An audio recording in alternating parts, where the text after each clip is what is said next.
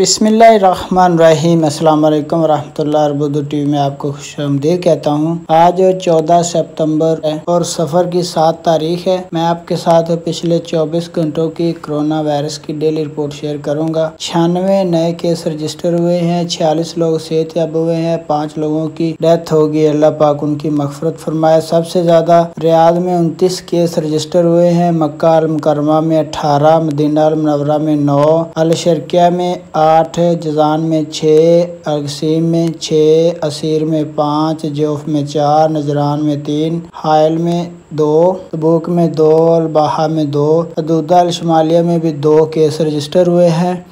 Total Saudi Arabia में 5,46,163 case register हुए हैं। सेहतयाब होने वालों की तादाद 5,35,190 है। 8,633 टोटल मौत हुई हैं सऊदी अरेबिया में।